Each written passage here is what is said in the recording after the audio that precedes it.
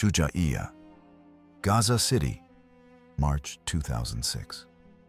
Behind 3 rings of guards and 2 vehicle checkpoints, a man who had not slept outside his own walls since 2002 took delivery of bread, as he did every 7th day, from a van that had never once been searched. 200 men protected that compound. Every visitor was stripped of a telephone. Every vehicle was opened. And yet the one vehicle that mattered went through both checkpoints without stopping, because it had gone through them for years, and because the guard force ate what it carried.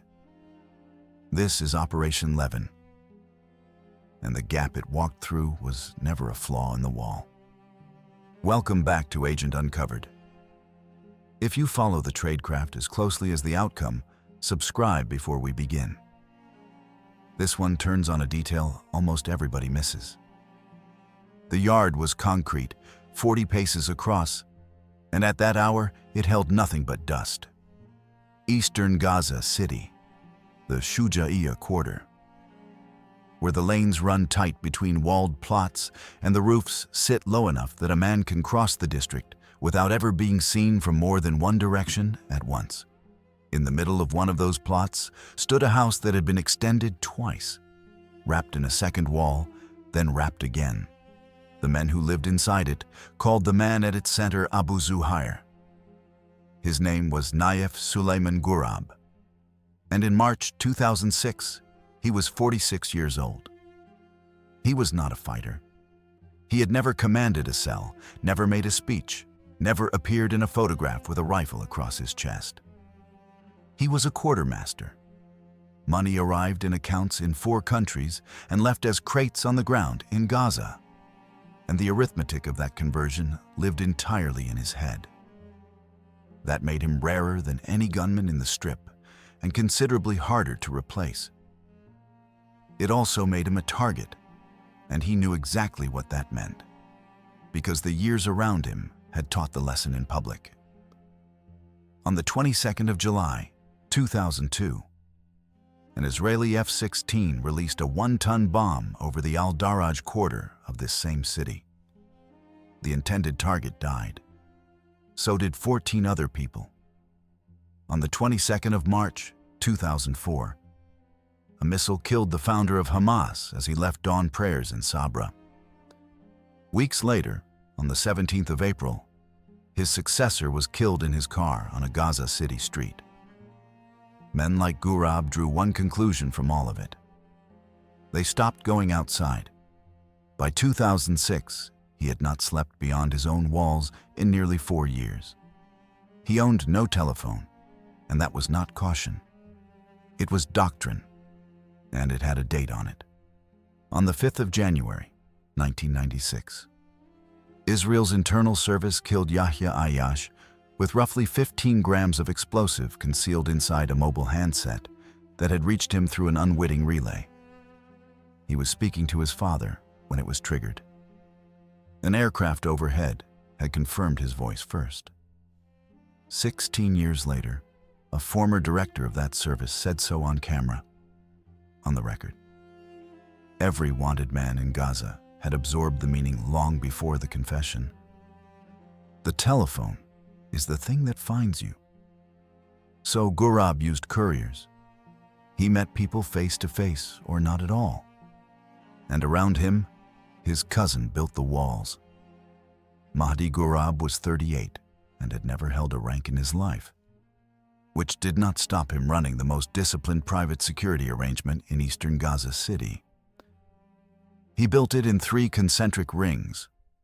The outer ring was the lane approach and a vehicle checkpoint at the plot gate.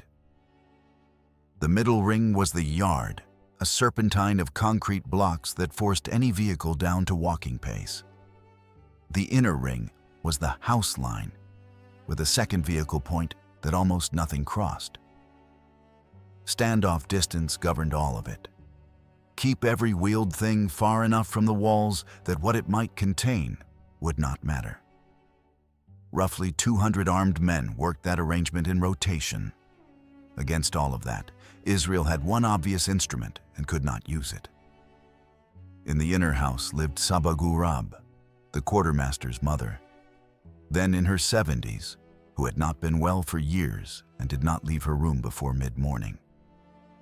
Anything that killed her son from the air killed her too. And after Al-Daraj, that arithmetic was no longer acceptable to the people who had to sign for it. Which left one question, and it is the question this entire file was built to answer. How do you reach a man who never comes out? In a house nobody can approach, in a territory your own soldiers have already left for good. The answer began in an office in Israel, with an argument about whose problem it was. This is the part of the story that is usually got wrong, so it is worth being exact about it once. Mossad is Israel's foreign service. It operates abroad, it reports to the Prime Minister, and its documented business is collection and covert action outside the state's borders. The Gaza Strip is not outside the state's borders in that sense, and it never has been in the division of labor. Internal security, counter-terrorism, and the running of human sources inside Israel and the occupied territories belong to the Shin Bet, the Israel Security Agency, founded in 1948, whose Arab Affairs Department has carried Gaza since long before any of this. So a story in which Mossad quietly runs an informant network in Gaza City is a story about an agency that does not do that. What actually happened here was rarer and structurally more interesting. Operation Levan was a joint file, and the seam between the two services was not a weakness in it. It was the design. The Shin Bet half belonged to a case officer in the Arab Affairs Department named Amir Ben-Zur, working under the code name Hupo. Everything inside the fence was his. The district, the compound, the surveillance, and eventually, the man who drove. He had been on the Gurab file since 2002, and his assessments from that period read like a man circling a building looking for a window. The Mossad half belonged to an officer named Dror Nashmias, codename Bittern, and it existed because of what Gurab actually was. A quartermaster's value is not in Gaza. It is in the brokerages, the front companies, the shipping paperwork, and the accounts that feed him. And every one of those sat in cities where the Foreign Service had standing and the Internal Service had none. Meir Dagan had directed Mossad since August 2002. Avi Dichter ran the Shin Bet until 2005, when Yuval Diskin replaced him. Both organizations signed for Levan, and the split was stated in the file's first page. Bittern owns the outside, Hupo owns the inside, and neither crosses. For 2 years, that arrangement produced an extraordinary quantity of understanding and no way in. The compound was mapped, catalogued, and photographed from above, and remained exactly as unreachable in 2005 as it had been on the day the file opened. Then the ground moved, and not in Israel's favor. Israel evacuated the Gaza Strip in the summer of 2005 on a published timetable.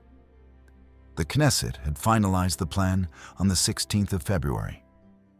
Settler evacuation began on the 15th of August. The last of the Gush Katif settlements was cleared on the 22nd, and on the 12th of September 2005, the last Israeli soldier drove out of the strip and the Kesufim gate closed behind him, ending 38 years of occupation. Every planner who had ever written the words ground element into a Gaza operation lost them that morning. There were no soldiers inside the strip. There were no settlements to stage from, no corridor cutting the territory in half, no road an Israeli vehicle could legally travel. From the 13th of September, 2005, anything that entered that compound had to be carried in by somebody who lived there. Ben-Zur's assessment that autumn contained one sentence that would define the next 6 months. Whatever we do now, a Gazan does it for us. The window that 18 months of watching walls had failed to produce turned up in a document about wheat. Shira Baranis, codename Curlew, was an analyst, and analysts in that period spent most of their time inside Intercept product, She spent hers inside commerce. Bills of lading, requisitions, customs manifests, the paper that moves food. In November 2003, she was reading the standing orders of bakeries in the northern strip when she found one that did not behave like the others.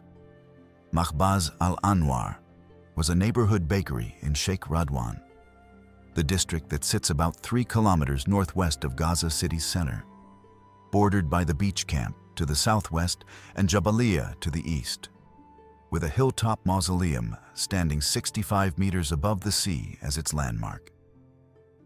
The bakery had been in the same family for 3 generations.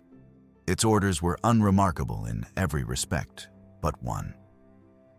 Since 2001, it had carried a standing weekly delivery to an address in Shuja'iyah that was recorded by plot and by no name at all. A standing weekly order at that volume was not a household's bread. It was provisioning for a body of men, and Baranes recognized what she was looking at before she had finished the page. She had found the compound's mouth. What followed was 11 weeks of ordinary, patient observation. And this is where the operation earned everything it later spent.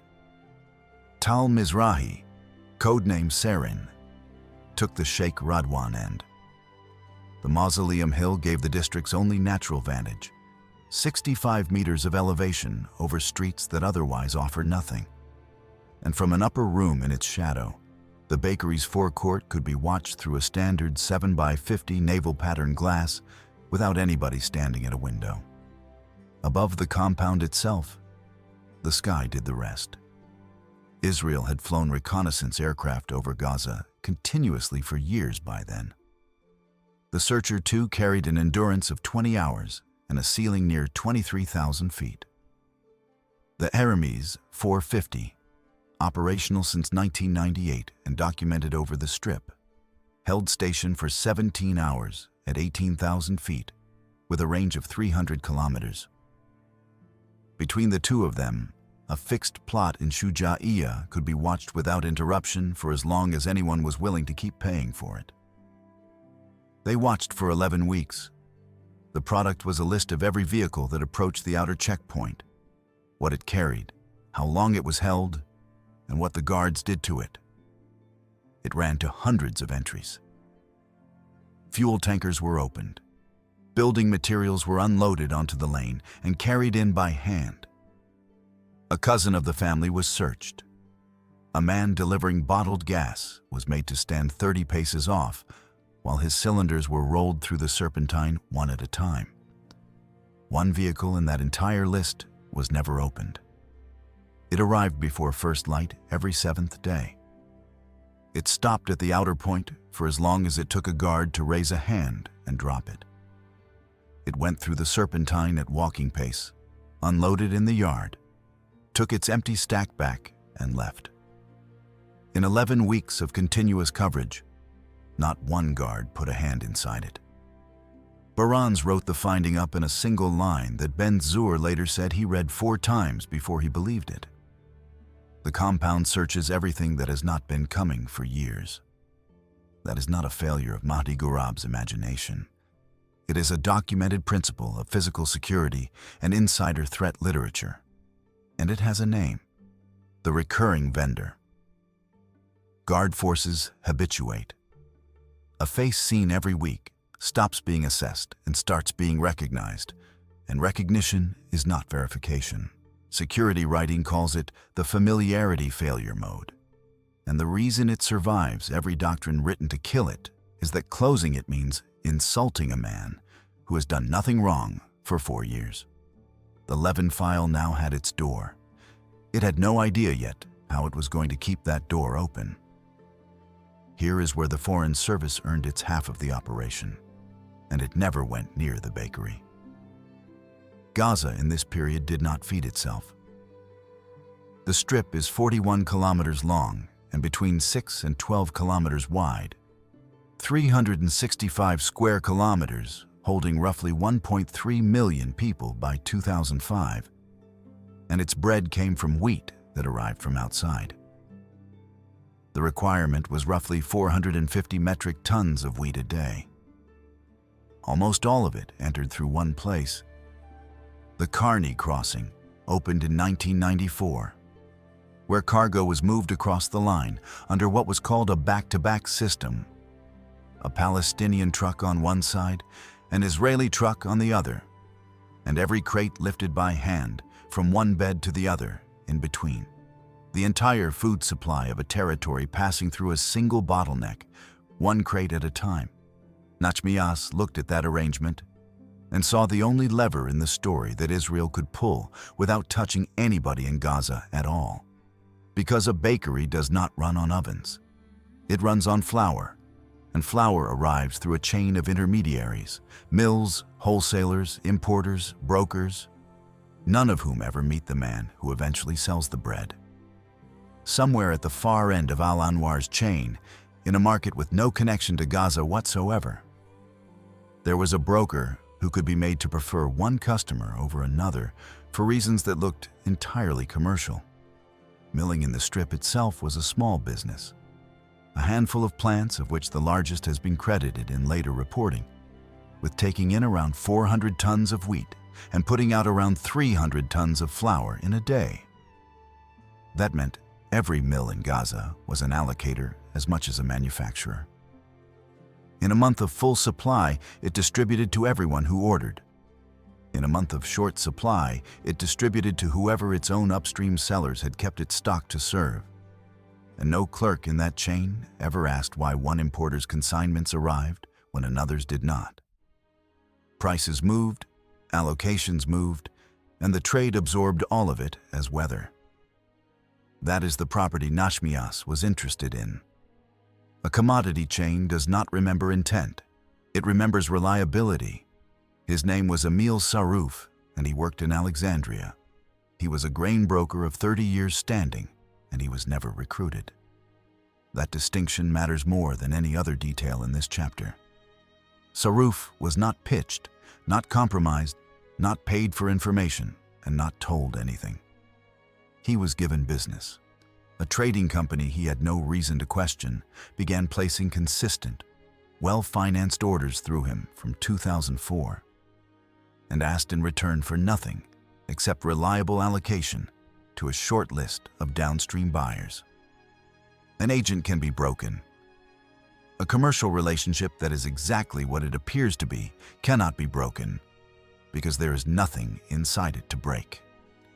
4 intermediaries down that chain, a mill's allocation clerk found that a small bakery in Sheikh Radwan had unusually dependable supply. He never wondered about it. Dependable supply is not suspicious. It is a reason to keep dealing with somebody. By the end of 2005, the Levan file had achieved something no operation against the compound had managed in 3 years. It had not penetrated the guard force. It had not turned anybody inside the walls. It had simply become, invisibly, the reason a bakery in a different district stayed open. And that bakery's van was the one vehicle in eastern Gaza City that nobody searched. Ben Tzur's note on the file that December was 5 words long. Now we need a driver. Youssef Zurub was 29 years old and had been making the pre-dawn run to Shuja'iyya since 2002. He was the owner's nephew. Ismail Zurub, 61, had run Al-Anwar since his father died and had held the compound standing order since 2001. And he had given the long run to Youssef for the simple reason that Youssef was the only one in the family who did not complain about the hour.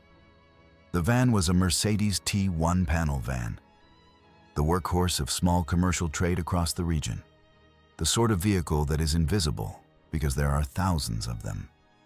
Youssef knew both checkpoint crews by name. He knew which of them took bread for himself and which one had a brother in Rafah. In 4 years, not one of them had ever put a hand inside his load. He had a wife, Amal. He had a daughter, Layla, who was 7. Layla Zurub had been born with a cardiac defect that the strip could not treat. Gaza's largest hospital was Al-Shifa, founded in 1946 in northern Rimal, and it had no surgical capability for what she needed. The operation existed. It simply existed on the other side of a crossing, and reaching it required a document. That document is the ugliest instrument in this entire file, and it is real. Israeli recruitment leverage in the territories has been documented for decades by human rights researchers, and the mechanism is always the same. Palestinians' dependence on the authorities for work permits, travel permits, family reunification, and licenses turned each of those applications into an opportunity. And medical permits recur again and again in the later journalism on the practice. The finding is stated plainly in the literature. The granting of a service, permit, or license could be conditioned on the applicant's agreement to collaborate. The permit application for Leila Zurub had been submitted twice and had gone nowhere twice. On the 6th of March, 2006, Youssef Zurub was called to the Erez crossing at the northern end of the strip for an interview about the third application. Erez had once passed more than 26,000 crossings a day in the summer of 2000. After the Intifada began, that collapsed to under 900, recovering to an average around 43,000 crossings a month in 2004. By March 2006, it was closing to Palestinian workers altogether. He waited 5 hours in a corridor. The man who eventually sat down opposite him was polite, unhurried, spoke good Arabic, and had his daughter's file open on the table. Ben Zur did not threaten him. Handlers who threaten get sources who lie. He talked about the surgery and about the hospital that would do it, and about what a 7-year-old's chances looked like with and without it. Then he described the delivery run in more detail than Youssef had ever described it to anybody, including the fact that Youssef always parked with the nose out and had done so for 4 years without once being told to. And then he told him the truth about what he was being asked to accept, because it would have been useless not to. Youssef Zurub knew the arithmetic better than his handler did. In the first Intifada alone, researchers documented roughly 771 to 942 Palestinians killed by other Palestinians on suspicion of collaboration. Hamas claimed more than 150 of them. And the same research found that many of the dead had no actual connection to Israeli intelligence at all. The practice had continued, in reduced form, through every year since. He was not being asked to take a job. He was being asked to accept a specific and documented death, if anybody ever noticed. He asked for 3 days. He was given 2. On the 8th of March, he came back and said yes. And the file recorded his agreement in the flat administrative language these things are always recorded in, which is its own kind of dishonesty. 2 weeks before that interview, the operation had nearly died. And the thing that nearly killed it was the same thing that finally made it work. On or about the 21st of February, 2006, the Karni crossing closed. It was not unusual. Karni closed constantly. What was unusual was the duration. Across the first 77 days of that year, the crossing was shut for roughly 46 of them, and the closure that began in late February held. Wheat stopped entering. 3,594 metric tons of contracted flour sat where it could not move. Exporters were losing an estimated $500,000 a day from 80 blocked truckloads. The alternative crossing in the far south could not carry anything like Karni's throughput, and everybody in the food trade knew it. Mills ran down their reserves. Then bakeries ran down theirs. By the middle of March 2006, the situation across the strip was documented in detail, and it was not ambiguous. Wheat reserves exhausted. Most of Gaza's bakeries closed for want of flour. The ones still open rationing bread by the customer, with queues down the street. Rice and sugar at more than double their normal price. The United Nations Relief Agency unable to begin emergency food distribution because it too had no flour. 1.3 million people, and the staple food of every one of them was running out. In Sheikh Radwan, one oven did not stop. In the last week of February, with the mills drawing down and word already moving through the district that the flour was not coming, the queue outside Makbaz al-Anwar ran along the front of the building and around the corner of the lane. Ismail Zurub rationed like everybody else. He had no choice. The district would have stripped him bare in a morning. But his supply held while his neighbors did not. And in a month like that one, there is no such thing as a quiet business. Mahdi Ghurab noticed. Of course he noticed. He was paid to notice. On the 26th of February, he opened a vendor review.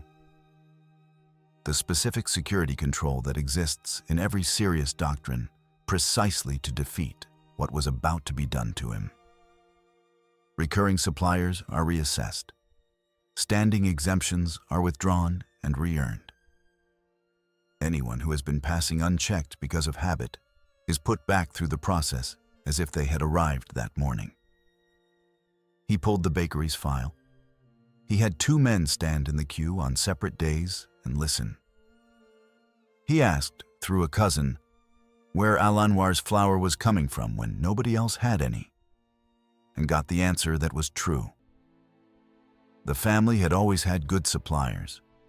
The old man had been buying from the same mill people for 30 years, and he was in any case rationing exactly like everyone else. Then Mahdi Ghurab weighed a security concern against a logistics one, which is the calculation this whole operation was built to exploit. If he searched the van, he insulted a 61-year-old man whose family had fed that plot since 2001. In the month when that man was the only reason his guard force was eating bread at all. If he canceled the delivery, he had to find another supplier during a closure in which there were no other suppliers, and feed 200 men on what he could scrape out of a market that had nothing in it. On the 28th of February, 2006, he signed the exemption again himself in his own hand and wrote alongside it that the vendor was long-standing and known. That signature is the operation. Everything before it was preparation and everything after it was execution. And the man who ended the file's greatest obstacle was the man who had built the walls, doing his job correctly with the information he had. With the driver agreed and the exemption re-signed, the file turned to the only question it had left. What exactly was going to go through that gate? The obvious answer was rejected in the first week of March, and it was rejected for the same reason the air option had been refused for 3 years. Anything placed in that yard to reach the quartermaster would also reach whoever else was standing in it. And at delivery time, the yard held the largest concentration of people the compound ever assembled.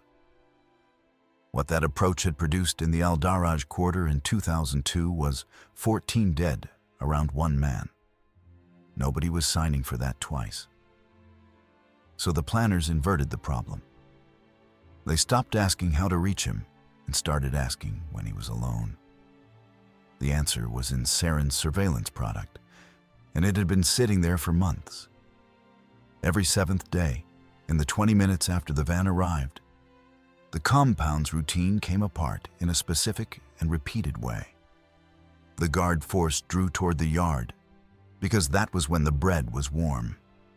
The middle ring thinned, and once the trays were down, Naif Suleiman Ghurab, the man who had not left his own walls in nearly 4 years, who owned no telephone, who met nobody he had not vetted, came out of the house himself, took the first loaves off the top tray with his own hands, and carried them across 40 paces of open concrete to the inner house, where his mother was awake and waiting. He did not send a man to do it. In 4 years of coverage, he never once sent a man to do it.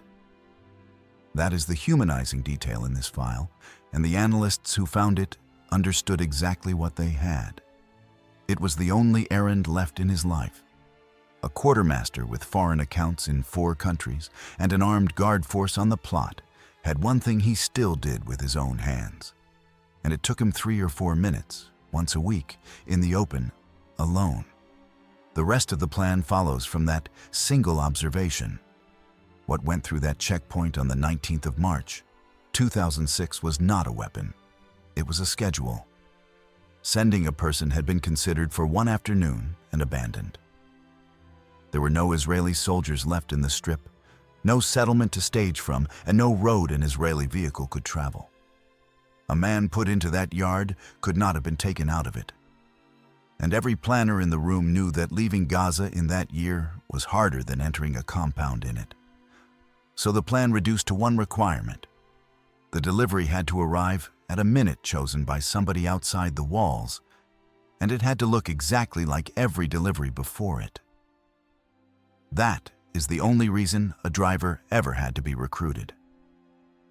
Watching the van cost nothing. The file had held its movements for 2 years. What watching could not do was move it. A van that left when the oven happened to finish arrived across a spread of 40 minutes. And 40 minutes is not a firing solution. It is a hope. So Yusef Zurub was given 3 instructions and no explanation of any kind. The first was a time. Leave the bakery at 0440 hours on the 19th and be at the outer point at 0506. The second was a place. Put the trays against the north wall of the yard instead of the middle.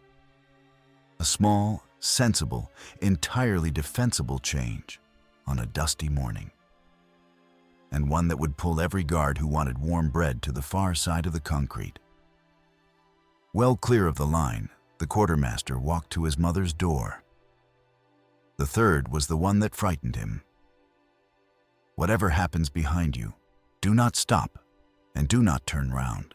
Al-Anwar delivered on its own trays and carried the previous week's empties away. So there was a reason for him to cross to the corner of the yard and a reason for him to leave immediately after. Nothing had to be smuggled in. Nothing had to be hidden in the load. Nothing had to be placed anywhere at all, which is precisely why no search, however thorough, would have found a thing. 3 years of watching walls, and the operation finally had a clock. It had been standing in a bakery in Sheikh Radwan the whole time. The 19th of March, 2006. Before first light. The Khamsin had come in off the desert that week, the hot dust wind that arrives at the end of the Gaza winter and turns the light the color of weak tea and lays a grit over every surface in the city. Sheikh Radwan was dark. The oven at Al-Anwar had been running since the small hours, as it had every night of the closure, on flour that had arrived on schedule for 2 years, for reasons nobody in the building had ever questioned. At 0440 hours to the minute, Yusef Zurub pulled the loaded van out of the yard behind the bakery. The route ran the way it always ran. Out of Sheikh Radwan, south and east, onto Omar al-Mukhtar Street, Gaza City's central commercial spine, running from the old quarter through Rimal, past the unknown soldiers' square with its garden and its coffee house, toward Palestine Square. At that hour, the street was empty. Shutters down, the dust holding the streetlight in a haze. Then east, off the spine, into the lanes of Shuja'iyah, where the walls close in and the van's mirrors nearly touch the render on both sides. He reached the outer checkpoint at 0506. 2 men on the lane. One of them raised a hand and dropped it. The van did not stop rolling. It went into the serpentine. Concrete blocks set to force a vehicle down to a walking pace, the geometry that exists to stop a straight run at a building, and came out of it into the yard at the same speed it had come out of it for 4 years. He parked with the nose out, because he always parked with the nose out. The unloading took 14 minutes. Trays down along the north wall, out of the dust, exactly as he had been told. Guards came for the top tray while it was still warm, the way they did every week, and they came to the north wall to get it. At 0520, he crossed to the corner of the yard for the previous week's empty stack and began sliding it into the load bay. At 0521, the house door opened. Nayef Suleiman Gurab crossed the yard in a gray jacket over a nightshirt, took the first loaves from the top tray with his own hands, and turned toward the inner house. He said something to one of the guards. The guard laughed. At 0522, the van cleared the Serpentine. At 0523, it cleared the outer checkpoint and turned north into the lane. Overhead, a reconnaissance aircraft had been on station for 11 hours and had endurance for 6 more, holding a yard it had held, in one form or another, for 3 years. It carried nothing. The weapon came off a helicopter, the platform this era had already used on this city, after dawn prayers in Sabra 2 years earlier. The missiles those aircraft carry are credited in open catalogs, with an effective reach of 6,500 meters against armor, which is another way of saying the launch point was somewhere outside the compound's world entirely. 90 seconds past the outer gate, it arrived. The quartermaster was 30 paces into the crossing, alone on open concrete, with the whole guard force at the north wall behind him. There is no need to make this part dramatic. The strike was single, precise, and confined to the open ground between the house line and the inner house. Nayef Suleiman Gurab was killed instantly. The 2 nearest guards were injured, one seriously. Sabah Gurab, in her 70s, was in the inner house and was not harmed. 9 minutes later, the compound's own men were still shouting at each other across a yard full of bread trays, because for the first several minutes, nobody there could work out where it had come from. Yusuf Zurub was 400 meters away when the concussion reached the van. He did not stop. He had been told, in the only briefing he ever received, that stopping was the single thing that would kill him, and he had thought about that instruction every night for 11 days. So he drove. He held the wheel and watched the lane and kept the van at the speed of a man on his way home from a delivery. And in the mirror, the dust came up over Shuja'iyah in a column he could see for the length of 2 streets. He had a photograph of his daughter folded into the sun visor, and he did not look at it. He said afterwards, in the only debrief he ever gave, that the thing he could not get past was not the noise. It was that the guard had laughed 3 minutes before, and that he had heard it, and that he had recognized the sound because he had been handing that same man bread every week for 4 years, and had never once learned his name. He reached Sheikh Radwan at 0547 and returned the empty stack to the yard behind the bakery, as he had done every week since 2002. The compound began looking for a traitor before the dust had settled, and looked in every place except the correct one. Mahdi Gurab's internal review reopened within hours, and it was competent. He started with the people who had access, which meant the guard rotation, the couriers, the cousins, the 2 men who handled the money runs. Over the following fortnight, a number of men were questioned in ways that are not difficult to imagine, and one of them was held for 11 days. None of them had done anything. There was nothing for any of them to have done. No one inside those walls had ever been approached because the entire architecture of Levan had been built specifically so that nobody inside them ever had to be. The van was looked at. It could hardly not be. 2 men came to the bakery in Sheikh Radwan on the 21st of March and took Ismail Zurab away for the afternoon. He told them the truth, which was the operation's greatest protection. He had held the order since 2001. His nephew had driven it since 2002. He bought his flour from the same mill agents his father had used. They had been good to him during the closure, and he could show them every receipt in the shop.